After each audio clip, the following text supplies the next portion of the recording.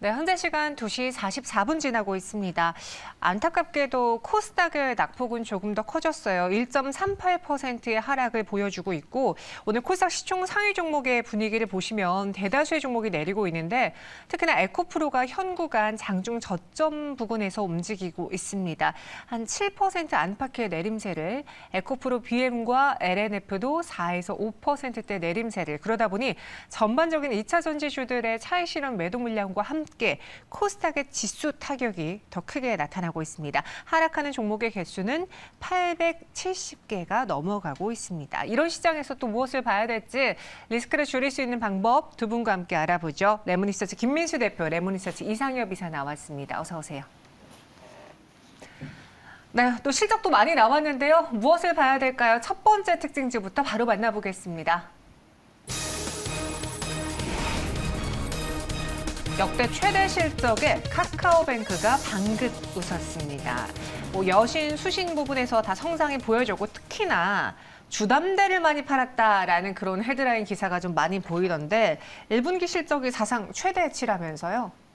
네, 그렇습니다. 일단 카카오뱅크 1분기 실적 발표됐는데 의외로 잘 발표했고요. 의외로요, 네. 네, 의외로요. 네. 네, 그리고 특히 카카오뱅크가 뱅크인가요, 카카오인가요? 둘 다죠. 네, 그 교집합적인 성격의 흐름의 성격을 이번에 실적에서 잘 보여줬다고 봐야 될 것 같습니다. 네. 그래서 분기 실적이 영업이익이 한 1,364억. 그래가지고 1,000억대 이상 이렇게 훅 올라온 적이 그래도 몇 분기 정도 이어지다 보니까 기대치가 많이 올라갔다고 봐야 될 것 같고 작년 대비해서 한 54% 증가한 수치로 봐야 될 것 같고요. 그런 쪽에서 보통 저희가 얘기하는 NIM 이쪽은 그러니까 예대 마진 쪽이죠. 이쪽이 2.62%라고 하게 되면 완전히 뭐 부정적이지도 않고 긍정적이지도 않은 하지만 유지가 됐다라는 쪽에서 그러면 당연히 예금 조달한 거 가지고 어떤 예대 마진이 충분히 나왔다라고 볼 수 있는데 수신도 늘었습니다. 한 40조 22% 늘었고요. 여신도 29조 13% 늘었다 보니까 둘 다 양호한 성적을 보여줬다라고 봐야 될 것 같은데 네. 특히 이제 여신 쪽에서 카카오뱅크를 볼 때 가장 조금 문제라기보다는 좀 이쪽이 활성화돼야 될 텐데라고 했던 쪽이 주담대입니다. 그쪽이 살아나기 시작하고 물론 이제 대환용 쪽의 주담대가 더 많았다고는 하는데 그쪽도 잔액 증가되고 신용대출도 중저 신용 중심의 대출 쪽이 늘어나다 보니까 약간 또 마진이 좋은 쪽이겠죠. 이쪽이 확인이 됐다 이렇게 봐야 될 것 같습니다. 네, 말씀하신 것처럼 최근에 이제 다른 은행에 있던 주담대가 카카오뱅크 쪽으로 고객들이 오는 모습 현상이 나타났다라고 오늘 관련 기사들을 봤거든요. 저도 지난해인가요? 처음으로 카카오뱅크에 예금을 했는데 딱히 시중은행이랑 금리 차이가 별로 크지 않길래 그냥 전 다시 시중은행 옮겼던 일인이었습니다. 아직 급하지 않으시군요. 대출이 들어와 하고 있을 텐데. 그래요? 저는 좀 대출보다는 예금을 그쪽으로 저금을 했는데 근데 이 카카오뱅크가 보면 인터넷 전문은행이잖아요. 네네. 다른 시중은행과 비교했을 때 이번 실적을 통해서 자신들의 확실한 강점을 보여줬나요? 어땠습니까?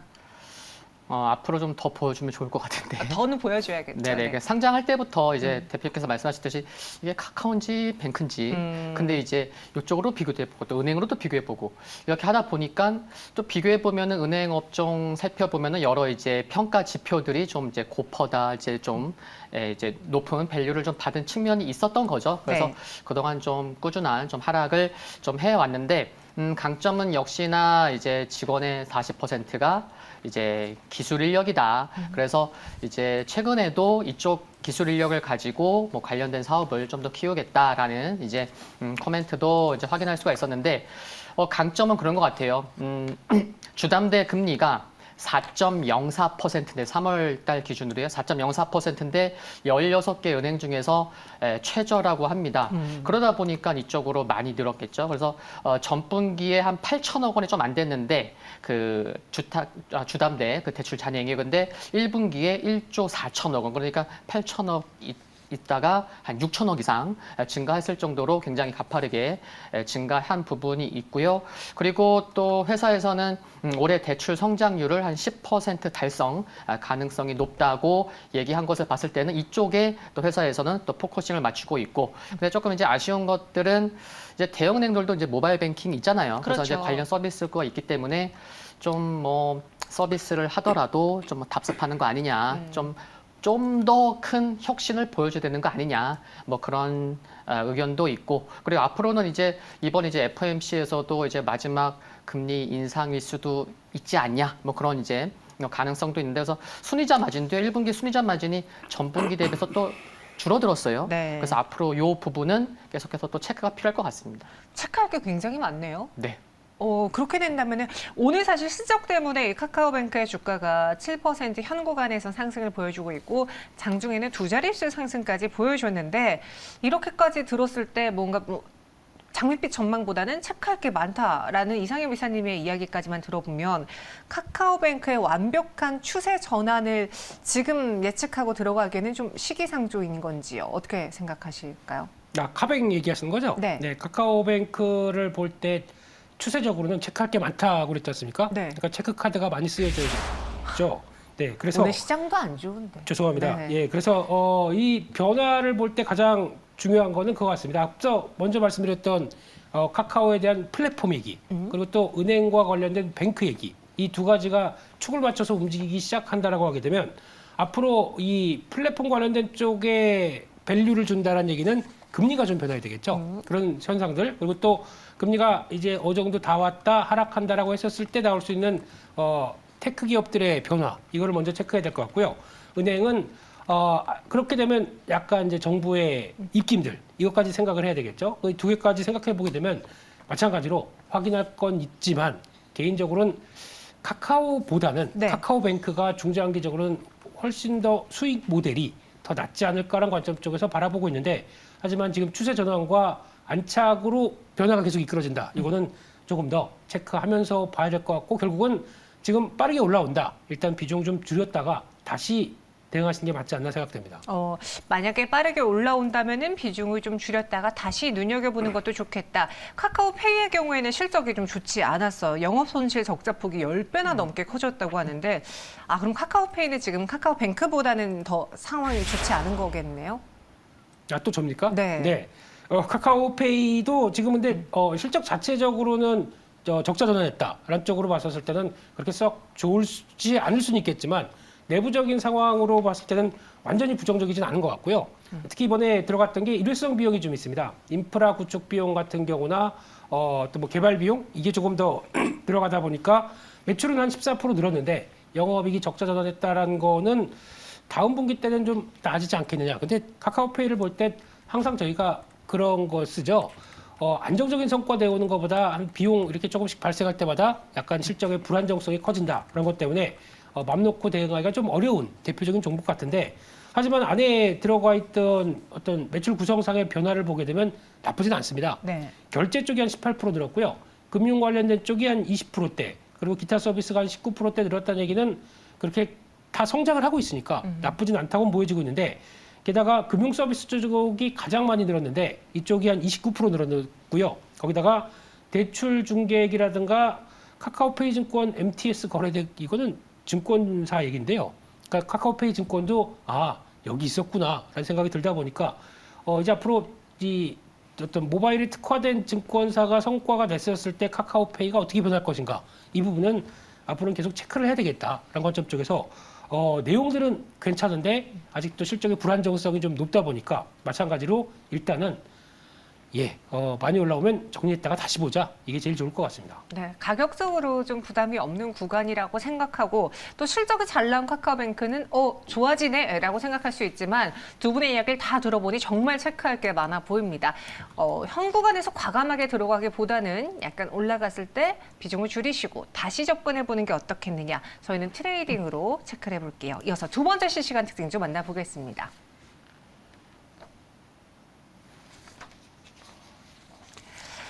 페라이트가 뭐길래 삼화전자가 거래 정지까지 이루어졌을까요? 이 거래 정지가 이제 나쁜 거래 정지라기보다는 최근에 너무 과열 양상을 보여서 그래서 오늘 거래 정지가 됐습니다. 앞서 저희가 현동의 덕분에 시간에도 페라이트를 다뤄봤는데 도대체 이 페라이트가 뭐길래 시장이 환호하는 건지 좀 공부하는 시간을 가져보죠. 짧게 말씀드리겠습니다. 자세히 말씀해 주세요. 알겠습니다. 네. 그 이제 페라이트가 이제 세라믹 소재예요. 근데 이제 산화철에 뭐 바륨, 니켈 등을 혼합한 이후에 이제 소결 과정을 통해서 제작한 소재라고 보시면 되는데 이렇게 얘기해서는 잘 모르시겠죠. 네. 그러면 소결 과정이 뭐냐? 예전에 그 대표님께서 전해질과 전해액을 비교할 때 소금과 소금물로 이해를 해주셨는데 네. 그럼 저는 이거 소결 과정이 중요하니까 이거를 좀 말씀을 드리면은 소결 과정이라는 거는 이제 가루 분말을 덩어리로 만드는 과정이라고 생각하시면 돼요. 그러니까 밀가루 분말을 만두피를 만든다. 반죽으로 만든다. 네. 그래서 이 소결 과정에서는 온도와 압력이 필요한데 만두피 만들 때도 이렇게 손으로 아구 힘도 주고 온도가 필요하잖아요. 그래서 이 소결 과정을 기술력도 필요해요. 그래서 소결 과정을 잘 해주면 또 자성도 강해지고 그렇죠. 그러니까 이것도 만두도 이렇게 하면은 이제 만두가 맛있는 건데 이제 그렇게 강한 자성을 띌 수 있다는 거죠. 그래서 요 이제 페라이트가 대체적으로 이제 자력, 산화철만 보더라도 이제 자성이 있는 상황인데 이렇게 만들어도 대체적으로 이제 자력은 약한 편이고 가격은 저렴하고 또 이제 고온에서는 사용이 가능하다는 거죠. 근데 시장에서 초점을 맞추고 있는 거는 가격이 저렴한 곳에 좀 초점을 맞추고 있다. 그렇게 좀 보시면 될 것 같습니다. 네, 그러니까 자성 소재 또는 안료의 기초 원료로 지금 쓰이고 있는데 자력은 산화철에 비해서 약하다는 거죠. 하지만 고온위에서 사용이 가능하고 가격적인 매력이 있다. 그래서일까요? 테슬라에서 최근에 그 히토류 때문에 너무 골치가 아팠는지 히토류를 쓰지 않고 이 페라이트를 쓰겠다라고 말하면서 국내에서 관련주들이 움직였습니다. 왜 이런 이야기가 나온 겁니까? 네, 히토류 금지한다 그러니까 네. 네오미듐인가요? 이거 안 쓰겠다. 그러면은 다른 걸로 대체하겠다라는 쪽에서 찾은 게 이 페라이트입니다. 근데 페라이트가 지금 시장에서는 거의 뭐 이거 없으면 안 될 것 정도로 그렇게 강하게 투자 아이디어가 모이면서 네. 수혜주 찾기로 나오고 있는데 상당히 오버하고 있는 겁니다. 오. 이거는 조금 좀 투자 아이디어를 너무 좀 다독일 필요가 있다라고 봐야 될 것 같은데요. 일단 그쪽이 상대적으로 중국이 틀어잡고 있다 보니까 가격이 비쌉니다. 네. 근데 지금 페라이트는 상대적으로 찾기도 조금 쉽고 거기다 산화철로 이어지는 소결 과정이 나오다 보니까 만들기 그나마 좀 쉽고 가격이 쌉니다. 그런 흐름들이 대체할 수 있겠다라고 하지만 성능은 네오미듐만큼 못합니다. 그게 지금 한계라고는 보여지는데 그러다 보니까 성능이 그게 못 떨어지니까 더 많이 써야 됐죠. 그러면 자동차 쪽에 자성 소재로 들어가기 위해서는 많이 들어가게 되면 부피가 늘어납니다. 네. 무거워집니다. 단점이 있겠죠. 그런데 그걸 다 떠나서 이 페라이트 원료 관련돼서 이 페라이트 코어라고 하는데 글로벌 페라이트 코어 시장이 한 1조 5천억 정도 된다고 합니다. 근데 그쪽에서 이게 그러면 우리 뭐 삼화전자나 우리 관련된 나오는 회사들만 이걸 한다. 유니온 머터리얼즈만 이걸 한다. 절대 아닙니다. 그래서 전 글로벌의 기술 장벽이 그렇게 높지가 않습니다. 수백 개 업체가 들어와 있고요. 가장 성과를 잘 내는 쪽은 일본 업체입니다. 네. 보통 알려지고 있던 TDK, 뭐 JFE 이런 회사부터 중국 업체, 대만 업체 다 따지면은 수백 개가 있습니다. 그렇기 때문에 이게 저희가 새로운 걸 대체한다라는 관점 쪽에서 히토류에 대한 막연한 어감 때문에 이런 상황들이지. 네. 기술력이 높아서 대체 효과가 크기 때문에 우리나라 업체들이 이만큼 올라가겠다. 이건 절대 아닙니다. 그렇기 때문에 너무 환상을 품으면 안 되겠다라고 말씀을 주가는 왜 이렇게 잘 가죠? 그러게요. 네. 근데 말씀해 주신 것처럼 앞서 이제 이상엽 이사가 페라이트 설명할 때 자력이 약하다라고 했잖아요. 그렇기 때문에 기존만큼의 자성을 강화하기 위해서는 더 많이 넣어야 돼요. 그렇게 되면 자동차 자체가 무거워지기에 요즘 뭐 전기차 기본 트렌드가 차량용 경량화 아닙니까? 네. 그러니까 완전 위배되는 방향일 수 있다. 그리고 더불어서 국내에서 관련 기술을 갖고 있는 기업들이 있지만 진입 장벽이 높지 않기 때문에 이 기술력이 정말 그 차원의 기술력을 요하는 게 아니기 때문에 너무 일찍 땡겨 쓰는 것 같다. 이상윤 사님도 동의하세요? 오늘 뭐 유니온 머티리얼이라던가 그리고 앞서 이야기했던 삼화전자, 삼화전기, 삼화 콘덴서까지 반응을 했던 그런 네. 날이었거든요. 네네. 제가 살펴보니까 경쟁 치열하고요. 진입장벽 낮고요. 네. 그리고 어떤 이제 신발 제조업체는 페라이트 공정용 필름을 생산한다. 뭐 이런 얘기도 그러니까 아. 이게요. 정말 여러 산업에 걸쳐서. 근데 이제 최근에 이제 이게 페라이트 나오기 전에 또 산하철 관련돼서 또 관련주들이 움직였잖아요. 뭐 네. 고순도 산하철.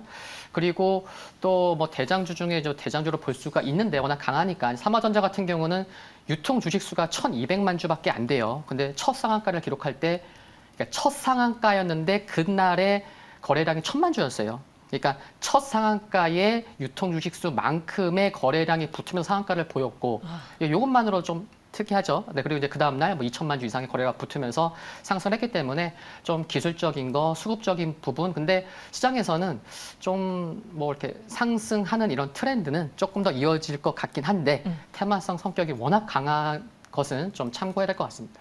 알겠습니다. 지금은 테마성으로 주가가 움직이는 것 같다. 그래서 정말 투자 포인트를 난 장기적으로 이쪽에 투자해볼래라는 것보다는 어떻게 보면은 이 단기 시장 안에서 약간의 트레이더 분들이 놀 수 있는 그런 시장으로만 봐야 될 것 같네요. 이어서 마지막 세 번째 실시간 특징주 만나보겠습니다. 엇갈린 기대와 우려 속에 하나솔루션이 주춤하고 있습니다. 태양광과 신재생 에너지 부분에서 힘을 강하게 주고 있는 하나솔루션. 올해 1분기 실적 개선도 성공을 했는데 개인적으로 최근 한 달 새 많은 경제방송사에서 하나솔루션에 대한 그 매수 의견, 추천 이야기가 좀 많이 나왔고 저희 방송에서도 이제 다른 분이 하나솔루션을 매수해보자라고 한 경우도 있었어요. 그런데 흐름이 좋다가 최근 한 5거래일 정도 4거래 연속 하락하면서 약간의 불안감이 생겨서요. 일단 지금 하나솔루션을 둘러싸고 있는 실적은 나쁘지 않은 건 맞죠? 좋죠? 또 당했습니다. 또 당했어요? 네. 도대체 누구한테 이렇게 당하는 겁니까? 맨날 좋다면서 주가는 역행하고 있는 대표적인 게 신재생 에너지의 현 주소죠. 네. 속상합니다. 이런 거 보고 있으면요. 실적은 신재생 에너지 잘 나왔다. 그래서 이번에 태양광 관련된 사업들 매출 한 48% 늘었다. 게다가 세액공제까지 반영해서 여기다가 수혜받는 금액 미리 산정했다. 한 230억 정도 되는데요. 이런 거 들어온다. 그리고 또 ESS 관련된 미국에서 프로젝트 하던 거 매각하다 보니까 그것까지 들어와서 일회성 이익은 있겠지만 그래도 실적 잘 나왔다. 하지만 화학 쪽 어차피 지금 업황 안 좋은데 개선될 것이다. 매출 한 13% 줄어도 다 괜찮다라고 했던 게 이 모양이 되네요. 그게 이제 가장 중요한 변화라고 보는데 그러니까 지금 태양광도 그렇고 신재생 에너지 사업들의 가장 큰 핵심 중에 하나가 일단 관심이 높고 투자가 많은 건 사실입니다. 그렇죠. 사실인데 그 기회가 되는 걸 나만 할까요? 네, 기업들이 다 알고 있겠죠. 미국에 있는 태양광 업체들만 하더라도 모두 다 뛰어들 텐데, 그럼 이게 다 뛰어들게 되면은 지금 수요보다 공급이 더 늘어날 수밖에 없는 구조까지 과열이 됐었을 때 이 과연 돈이 될까요? 라고 하는 부분들. 그래서 이번에 혹시나 싶어서 관심을 가졌다가 역시나 아니겠다 싶어서 빠른 변화를 좀 가져가야 되지 않나라는 쪽에서 말씀을 드려야 될 것 같습니다. 일단 이 시장에서 하나솔루션이 수혜를 받을 수 있는 건 자명해요. 그런데 이 수혜를 하나솔루션만 받아가겠느냐? 아니기 때문에 공급자들이 이 시장에 많이 뛰어들게 되면 공급 과잉 우려로 오히려 이 하나솔루션의 강점이 줄어들 수도 있다라는 우려 때문에 최근에 주가가 좀 주춤했습니다. 그런데 이제 뜯어보면은 IRA의 최대 수혜주인 거는 맞잖아요. 그렇죠? 그리고 이번에 그 솔라허브 구축 발표도 했는데 네. 여기에 대한 기대감은 그럼 살아있는 거예요? 우려보다는? 이제 살아 있긴 한데 네. 일단 먼저 매매가 중요하니까 수급 먼저 말씀을 드리면은 4월 말까지만 하더라도 공매도에 뭐 큰 영향은 없었거든요. 근데 네. 5월 들어서 첫 거래일부터 이제 오늘이 이제 3거래일째인데 공매도 비중이 굉장히 많이 늘었네요. 그래서 그 부분도 좀 참고하시면 좋을 것 같고요. 그리고 이제 말씀하신 대로 이제 솔라허브 구축 기대감이 있는데 그 이제 인곳, 웨이퍼, 뭐 셀, 모듈, 통합, 생산 단지 건설해서 이제 소재부터 완제품까지 이제 현지 생산하는 이제 밸류 체인을 완성해서 미국에서 이제 모듈 1위를 이제 수상하려고 하는데 요거까지 들어보시면은 그래 전반적으로 밸류 체인을 갖추다 보니까 뭐 물류비 절감이나 뭐 운영 효율성, 그리고 IRA 보조금 같은 경우도 대표님께서 앞에서 말씀해 주셨지만 1분기 한 230억, 올해 예상으로 약 한 1,500억. 근데 앞으로 한 10년간 한 5조 한 4천억 원 정도 예상이 되는 거죠. 그래서 내년부터 좀 이제 생산 능력이 커지다 보니까 IRA 그 이제 세액공제 보조금을 좀 많이 받을 것 같긴 한데 일단 좀 이렇게 진행 상황을 보면서 이제 좀 수치를 좀 확인해 볼 필요가 있겠고요. 그리고 이제 좀 보면은 이제 주거용은 워낙 잘했고 앞으로도 잘할 것으로 전망이 되는데 주거용 외 상업용 쪽으로도 이제 좀 이제 회사가 이제 어떻게 진행해 가는지 그래서 글로벌 빅테크 뭐 상업용 쪽으로도 이제 뭐 계약도 체결하려고 하는데 그런 부분도 좀 중요한 것 같습니다. 저는 개인적으로 하나솔루션을 최근에 이제 방송에서 다루면서 솔깃해하며 제 관심 종목 안에 넣어놨었거든요. 빨리 얘기를 하셨어야죠. 아니 그런데 매수하신 건 아니시고요? 안 했죠. 아, 예. 근데 이 하나솔루션의 경우에는 말씀해주신 것처럼 공급 과잉에 대한 우려가 있지만 그렇게 우리 발목을 잡았던 태양광의 턴어라운드 하는데 당장의 우려보다는 그래도 실적으로 막 찍히는 그 변화가 더 우리에겐 중요한 거 아닌가라는 생각에서 저는 관심 종목 안에 뒀거든요. 그럼 현 구간에서 이 하나솔루션은 일단 그 기대보다는 지금 우려가 더 크기에 약간은 시간을 두고 봐야 되는 거예요. 어떻게 해야 될까요? 그렇게 되기 시작하면 앞서 논리가 다 좋고 앞으로 세액공제나 수혜를 받는 건 다 맞겠는데 근데 그럼 진짜 산업적의 수익성은 떨어지는 게 아니냐. 왜냐하면 공급 과잉이 되게 되면 태양광으로 들어가는 모듈 쪽은 당연히 단가가 떨어지겠죠. 그럼 지금 같은 수익성을 그대로 보여줄 수 있겠느냐. 그러면 잘못하게 되면 피크아웃. 또 이 논리죠. 네, 그렇기 때문에 우려가 있다고 하는 부분에 대해서는 주가가 먼저 반영한다라는 쪽으로 봤었을 때 역시나 신재생 에너지 투자는 어렵다라고 봐야 될 것 같고요. 그런 쪽에서 반등시 매도 쪽으로 보시는 게 더 좋지 않나 싶습니다. 반등시 매도. 그렇다면 이 하나솔루션과 함께 태양광으로 좀 같이 주목받은 뭐 OCI라던가 신성 ENG 이런 종목들의 경우에도 같은 의견이에요? 아니면 좀 하나솔루션과는 다른 상황입니까? 이제 하나를 이제 말씀 못 드릴 뻔했는데 하나 말씀드리면은 이제 캘리포니아에서 이제 NEM 3.0이라는 제도가 이제 시행될 거라고 얘기를 해요. 네. 이게 뭐냐면은 시행되면은 주택용 태양광 발전에서 생산된 전력에서 잉여 전력은 유틸리티 회사가 구매하고 또 이를 통해서 전력 단가가 이제 크게 낮아지게 된다고 하더라고요. 그러다 보니까 이제 하나솔루션조차도 그래 뭔가 좀 바뀔 수 있구나. 그러면은 뭐 수요도 좀 바뀔 수가 있고 실적도 영향이 미칠 수가 있구나. 그래서 회사에서도 이제 주거용 외에 상업용으로 사업 구조를 개편하려고 이제 빅테크 기업들 쪽으로도 계약 체결을 하려고 하는 거거든요. 그래서 이런 제도가 있기 때문에 회사에서도 준비하고 있는데 그래 준비 얼만큼 하고 있고 계약 체결 얼마나 하고 있는지 이게 진짜 필요한 거죠. 네, 그래서 요거는 이제 단기 이슈가 아니고 좀 이렇게 중장기 이슈이기 때문에 요 제도와 관련돼서 어떻게 좀 회사에서 좀 준비를 해가는지 그것도 좀 체크가 또 필요할 것 같습니다. 알겠습니다. 시장도 참 답답한데 오늘 본 종목들 체크할 것들도 많아서 여전히 과제가 많이 남아있는 그런 답답한 기분입니다. 두 분 여기서 인사드릴게요. 오늘 자세한 설명 고맙습니다.